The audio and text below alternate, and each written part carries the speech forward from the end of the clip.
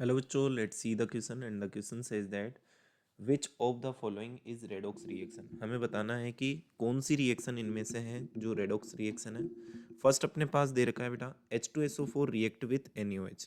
तो आपको पता करना है कि भाई H2SO4 जो है रिएक्ट कर रहा है NaOH के साथ और ये रेडॉक्स रिएक्शन होगी या नहीं होगी। ठीक है, अब देखो H2SO4 अपने पास क्या है बेटा, एक एसिड है। ठीक है, और एसिड की बेस के साथ रिएक्शन होती है तो अपने पास बनता है सोल्ट।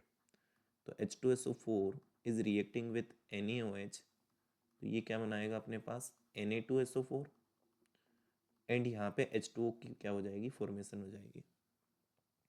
यहाँ पे देखो हाइड्रोजन जो है इसकी ऑक्सीडेशन स्टेट +1 होगी, सल्फर जो है इसकी ऑक्सीडेशन स्टेट अभी अपन निकालते हैं, ऑक्सीजन की कितनी होगी, -2 होगी। देखो यहाँ पे 1 × 2 प्लस सल्फर की क्या हो जाएगी x, प्लस ऑक्सीजन की कितनी है, -2 है, नंबर ऑफ ऑक्सीजन कितने हैं, 4 है, इक्वल्स टू टोटल मोलिक्यूल पे चार्ज है 0। तो 2 + x -2 मल्टीप्लाई होगा 4 से तो -8 equals to 0, x - 6 equals to 0। तो यहाँ x इक्वल्स टू आ जाएगा +6, यानी कि सल्फर यहाँ पे +6 पे है। ठीक है, Na यहाँ पे +1 में होगा, ऑक्सीजन -2 में और हाइड्रोजन +1 में। यहाँ Na +1 में, सल्फर यहाँ जैसे हमने H2SO4 का निकाला वैसे ही यहाँ +6 में आ जाएगा, ऑक्सीजन आ जाएगा -2 में। यहाँ हाइड्रोजन +1 में, ऑक्सीजन -2 में। तो आप देख सकते हैं बेटा कहीं भी जो ऑक्सीडेशन नंबर है वो ना तो इंक्रीज हो रही है और ना ही डिक्रीज हो रही है, तो ये एक रेडॉक्स रिएक्शन अपने पास नहीं होगी। In atmosphere ozone is formed from O2 by lightning. Ozone की रिएक्शन अपन करवा रहे हैं, ठीक है, लाइटनिंग हो रही है और उसमें अपने पास जो है O2 की रिएक्शन करवा रहे हैं लाइटनिंग से। ठीक है, और लाइटनिंग से वहां पे क्या बन रही है, ओजोन बन रही है। ठीक है, यही बात है।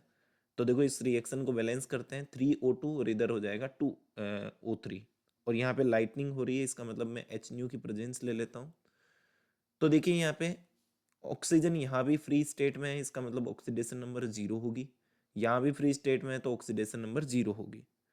तो अपने पास एलोट्रोपिक फॉर्म इनकी दे रखी है, प्योर फॉर्म इनकी दे रखी है, वहां 0 ही इनकी ऑक्सीडेशन स्टेट होती है। देन ना तो किसी का ऑक्सीडेशन हो रहा है ना ही किसी का रिडक्शन हो रहा है, then it will not a redox reaction. ठीक है, क्या बात समझ में आ रही है।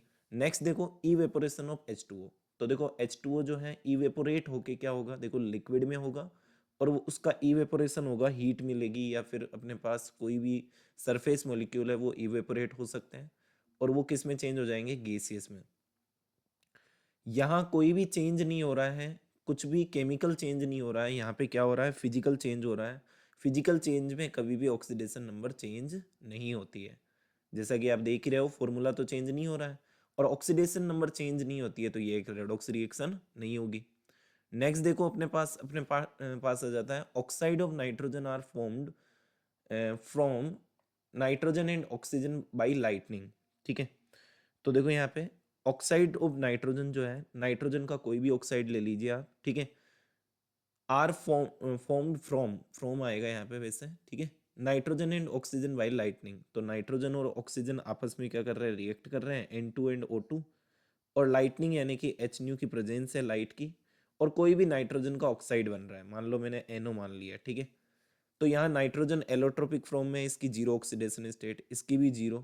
यहाँ इनकी कितनी होगी, नाइट्रोजन की अपने पास हो जाएगी बेटा +2 और ऑक्सीजन की हो जाएगी -2। तो देखो यहाँ पे एक का तो क्या हो रहा है, ऑक्सीडेशन हो रहा है। ठीक है, 0 से +2 में जा रहा है, एक का क्या हो रहा है, रिडक्शन हो रहा है। तो जहां ऑक्सीडेशन भी हो और जहां पे क्या हो, रिडक्शन भी हो, that is called redox reaction, है ना। तो यहाँ यही पूछ रखा था, which of the following is a redox reaction.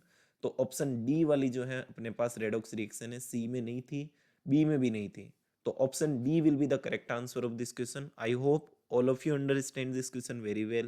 Thank you and best of luck for your next exam.